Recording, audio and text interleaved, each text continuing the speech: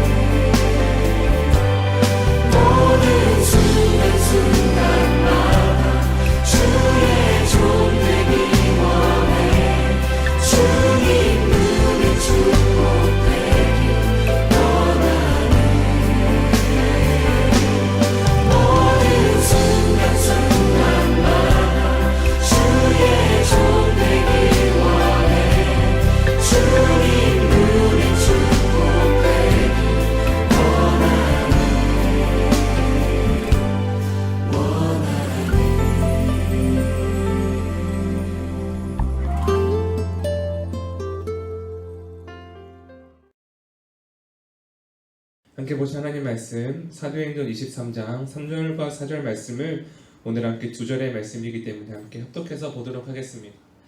함께 봅니다. 시작. 하나님 이르되 해칠한 담이여 하나님이 너를 치시리로다.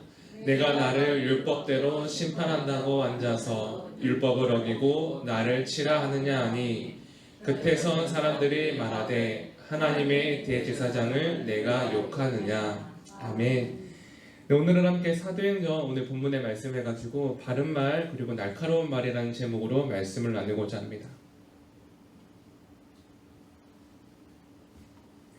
제가 말씀을 보는 중간에 그리고 찬양하는 중간에 이제 여기 준비되어 있는 물을 마시는데 제가 처음 말씀드리는 것 같아요. 여기 준비되어 있는 물은 뭐 여러분들은 모르시겠지만 이렇게 보여드릴 수도 없고 그냥 물이 아니라 아침마다 엘베부에서 차를 준비해 주십니다. 그래서 저는 금요일마다 이 차를 이렇게 마실 수 있는데 이 차를 마시면 얼마나 그렇게 고소하고 이렇게 담백한지 모르겠어요. 그래서 제가 이렇게 마실 때 이렇게 먹고 싶어서 마시는 걸 여러분 생각해 주시면 좋을 것 같습니다. 오늘 이 말씀을 우리가 본문의 말씀을 볼 때 어떠한 상황인지 한번 살펴볼 필요가 있습니다. 오늘 본문의 말씀은 천부장에게 갔던 바울이 천부장이 공회로 넘기게 되고 공회에서 많은 사람들 앞에서 재판하는 그 시간을 가지게 되는데 오늘 바울은 자신을 재판하는 그 사람이 누구인지 모르는 상황에서 얘기를 하고 있는 겁니다. 근데 우리는 그 사람이 누군지 알고 있습니다. 함께 보지 않았지만 어저께 보았던 2절 말씀에 보시면 이렇게 기록하는데 2절 띄워주시면 함께 보시겠습니다. 시작. 대제사장 아나니아가 바울 곁에 서 있는 사람들에게 그 입을 치라 명하니. 아멘. 오늘 바울에게 말하고 있는 사람은 아나니아라는 사람인데 바로 이 사람의 직책이 대제사장이라는 겁니다. 재판관으로 세워진 사람이 아나니아인데 여러분 이 아나니아에 대해서 아나니아가 바울이 말하고 있는 그 시간 가운데 바울에게 사람들에게 말하여서 그 입을 치라라고 말합니다. 근데 그 소리를 들었을 때에 바울이 그 자기에게 말하고 있는 사람이 누구인지 모른 채 그 재판관을 향하여서 말하고 있는 본문이 오늘 3절의 말씀인데 다시 한번 3절의 말씀을 보시면 이렇게 기록합니다. 함께 보시겠습니다. 시작. 바울이 이르되 회칠한다며 하나님이 너를 치시리로다. 내가 나를 율법대로 심판하고 앉아서 율법을 어기고 나를 치라 하느냐 아니. 아멘. 오늘 바울이 보기에는 자신의 율법을 가지고 자신을 정죄하고 자신을 판단하고 있는 그 사람을 향하여서 당신 율법을 가지고 공의롭고 정직하고 의롭게 심판해야 되는 그 자리에서 왜 함부로 하냐고 있는 그 말을 하고 있다라는 것이지요. 오늘은 특별히 회칠한 담이라고 하는 표현에 주목해서 말씀을 풀어가려고 합니다. 오늘 바울이 그 사람을 향하여서 말을 하고 있는 이유는 여러분 율법이라는 것은 사람을 함부로 판단하고 정죄하는 데 사용하는 것이 아니라 우리의 삶을 더욱더 하나님께 가까이 가게 하는 은혜의 수단으로 사용해야 되는 것이 율법인데 그 재판관은 바울을 정죄하기 위해서 아무런 율법에 죄가 없는 바울을 향하여서 죄를 씌우고 있는 그 삶 가운데 오늘 바울이 당신의 삶은 어떻습니까? 당신은 율법대로 살아가고 있는 정직한 삶입니까? 라고 질문하고 있는 겁니다. 오늘 우리의 삶 가운데에 우리의 입술을 지키고 우리의 마음을 지키는 것은 우리의 삶이 아니라 우리의 속에 무엇이 있는가에 따라서 우리의 삶이 달라진다는 겁니다. 오늘 우리 속에 하나님의 말씀과 기도로 우리의 삶이 채워져 있으면 우리가 겉과 속이 다른 사람이 되지 않지만 오늘 우리 속에 겉과 속이 다른 사람, 즉 말씀과 기도가 아니라 다른 것으로 채워져 있으면 우리가 직분은 가지고 있고 교회에 다니고 있지만 우리는 겉과 속이 다른 사람이 된다는 것이죠. 이 회칠한이라는 표현은 바로 그러한 의미입니다. 겉과 속이 다른 사람. 사랑하신 여러분, 우리 그리스도인들은 우리에게 있는 믿음이 우리의 입술을 지키고 우리에게 있는 말씀과 기도가 우리의 삶을 지킨다는 겁니다. 우리가 말씀과 기도를 지키는 것이 아니라 우리에게 있는 말씀과 기도가 우리의 삶과 가정과 교회를 지켜간다는 것이지요. 오늘 이 회칠한 담은 우리에게 당신의 마음에는 무엇으로 채워져 있는가라고 질문하고 있습니다. 오늘 함께 보지 않았지만 이 회칠한 담에 대해서 한번 설명을 드릴 때에 회칠한이라는 표현을 동일하게 쓰인 것이 마태복음 23장 27절의 말씀입니다. 함께 앞을 보시면서 같이 보도록 하겠습니다. 시작. 화 있을진저 외식하는 서기관들과 바리새인들이여 회칠한 무덤 같으니 겉으로는 아름답게 보이나 그 안에는 죽은 사람의 뼈와 모든 더러운 것이 가득하도다. 아멘. 이 마태복음에서 말하고 있는 회칠한 무덤과 오늘 사도행전 본문에서 말씀하고 있는 회칠한이라는 표현은 완전히 똑같은 표현이라고 할 수 없지만 같은 의미를 가지고 있습니다. 여러분, 먼저 마태복음에서 말하고 있는 회칠한이라는 표현은 겉으로는 아름답게 보이는 그 무덤 가운데 그 속에는 썩어가는 것과 부패한 것과 더러운 것이 많다라는 것이죠. 오늘 바울이 재판관을 향해 회칠한 담이라고 하는 것은 당신이 높은 위치에 있는 것 같고 당신의 위치에서 거룩하게 보이지만 오늘 당신의 영혼은 어떻습니까? 라는 것입니다. 오늘 첫 번째가 바로 이것입니다. 오늘 우리의 삶 가운데에 우리가 하나님이 보시기에 바른 말을 하기 위해서는 우리의 영적 상태를 점검해야 한다는 겁니다. 여러분, 유대인들은 1년에 한 번씩 무덤을 이렇게 하얗게 칠하는 시간을 가졌습니다. 그것을 회칠한다라고 표현을 하는데 무덤을 하얗게 칠하는 이유가 무엇이냐면은 우리나라에서는 길을 가다 보면은 이러한 시내에서는 잘 보일 수 없지만 조금만 벗어나면은 산에 이렇게 봉우리가 있는 것을 보게 됩니다. 그것을 우리가 무덤이라고 잘 알고 있는데 우리는 산에 이렇게 무덤을 이렇게 만들거나 묘를 만들거나 화장을 하여서 이렇게 안치하기도 합니다. 그러나 유대인들이 있던 그 무덤의 방식은 일반 이렇게 평지 길에다가 거기서 땅을 파고 이제 시신을 매장하는, 그리고 그 위에 돌을 얹어서 무덤인 것을 표현하는 것이 하나의 방법이었고, 또 하나의 방법은 예수님 때에, 예수님이 이제 돌아가셨을 때에 돌을 굴려서 무덤 안에 그렇게 장사 지냈듯이 그 당시에는 돌을 파서 무덤을 안치하는 등의 두 가지의 방법으로 이렇게 무덤에 대해서 사용하였습니다. 그런데 오늘 유대인들이 1년에 한 번씩 무덤을 이렇게 표시했던 그 이유는, 그 당시에는 사람들이 무덤이나 죽은 것을 가까이 하면은 7일 동안 부정해지는 것이 율법에 대한 내용이었기 때문에 사람들이 부정함을 명키 외야해서 지나가다가 실수로 무덤에 닿지 않기 위해 하얗게 칠하거나 무덤인 것을 표시했다라는 겁니다. 회칠한 무덤은 가까이 가라고 만들어 놓은 것이 아니라 가까이 가지 말라라고 만들어 놓은 것입니다. 오늘 우리의 삶 가운데 영적 상태를 점검해야 하는 이유는 우리가 썩어가는 것과 더러운 것을 가까이 가라고 하는 것이 아니라 가까이 가지 말라라고 하는 것입니다.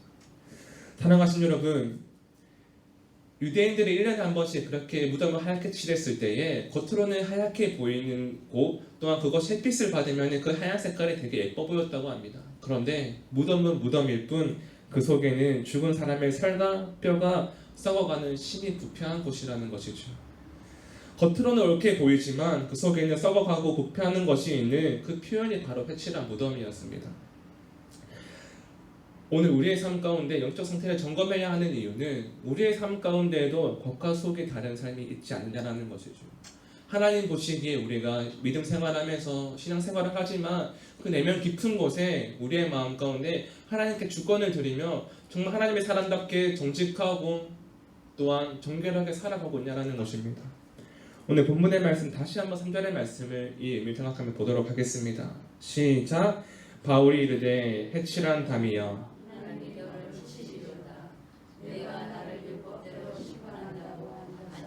율법을 어기고 나를 치라하느냐 하니.